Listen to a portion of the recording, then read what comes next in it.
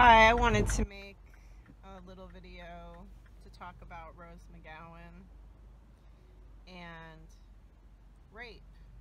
Transgenderism is part of rape culture. There's a man who lives on Long Island. His name is Dier. He goes by Andi Dier.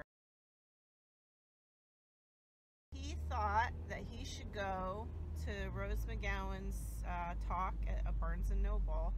She's promoting her book, Brave, which I've now purchased specifically to support her. I had no intention of reading her book, but now I have to because Andi Dier made me buy it.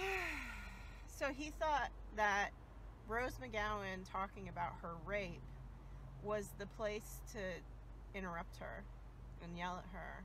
Trans women are in men's prisons, and what have you done for them? What have you done for women?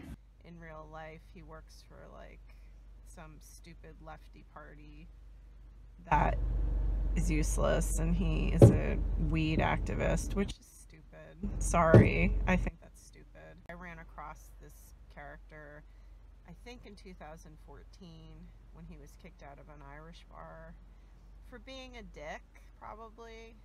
He turned it into this thing about being kicked out of an Irish bar because he's a trans. And we wrote a blog post on him, and he sent me like harassing messages, and I told his dad because he was living with his dad. So apparently I doxed him, whatever that means. I used my eyes and observed things. So when I saw the post about Rose McGowan being heckled by a trans, I figured it was some frequent flyer, and Gender Trender was the first place I saw him named, and I was like, oh, of course it's that guy, because he's turned into just a troll. We get raped more often. We go to domestic violence more often. Men don't get to do that. You don't get to do that. But trans women apparently do get to do that. And this isn't the first time that a trans woman has decided to inject himself into another actual woman's experience with sexual assault. This happened to me when a trans woman named Dana Lane Taylor, who, by the way, is back to living as a man, because that's what trans women can do. They're actually men. He decided to inject himself into my experience of being sexually assaulted, and, you know, just like made all sorts of statements about my experience, which did not involve him. So why are you commenting? Why are you injecting yourself into another person's experience? I don't understand that. And there was not an eyelash to be batted by trans activists and queers. Like, they don't have any problem with men being abusive to women around sexual assault if those men identify as women. And the reason for this is because, and you know, many of us have been saying this for years at this point, transgenderism is part of rape culture. It is part of pushing boundaries, violating women's boundaries, not taking no for an answer. Saying you're an anti-rape trans activist is an oxymoron. It does not exist because the whole idea of transgenderism is premised on violating boundaries. So does it surprise me that Andi Dier did that? No. Does it surprise me that people support him? No. Of course, it's also come out that Andi Dier himself is a pedophile and has molested underage girls on Long Island. Transgenderism is part of rape culture. Does this surprise me? No. I'm never surprised when I see these men being outed as rapists or child abusers or child molesters or child porn pushers. Does it surprise me? No. No, because transgenderism is yet another manifestation of this desire to push boundaries, violate women's stated boundaries. So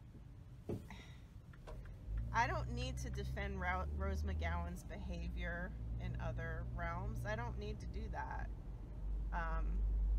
But in this instance, she was absolutely within her rights to tell that guy to shut the fuck up. So shut the fuck up! And this whole obsession with calling out women as problematic, it's also a boundary violation. Shut the fuck up. It's not your business. If you don't like someone, don't talk to them. Get off my back! What have you done?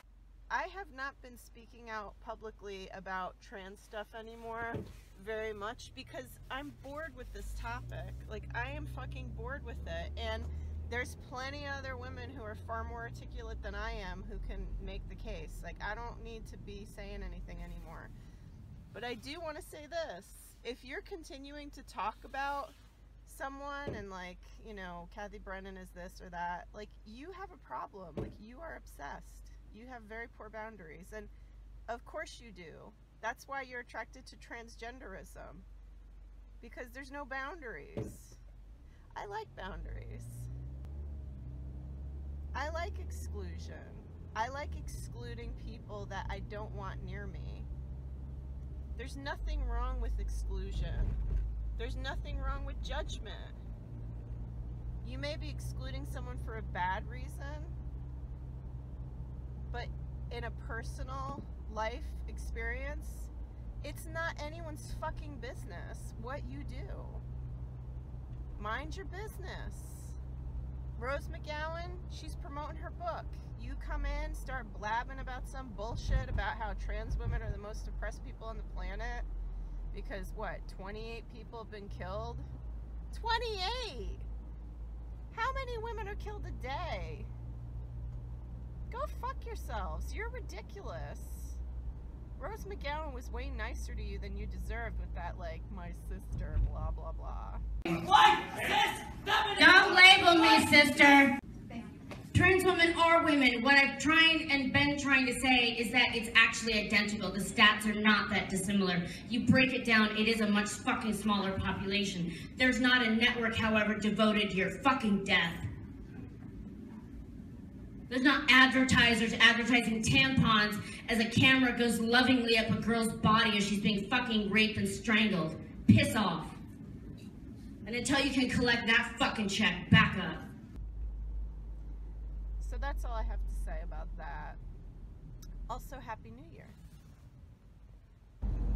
Rose McGowan slams Caitlyn Jenner after Jenner is named Glamour Woman of the Year, saying Jenner has no idea what it's like to be a woman. You're a woman now? Well, learn that we have had a very different experience than your life of male privilege. Step the fuck back!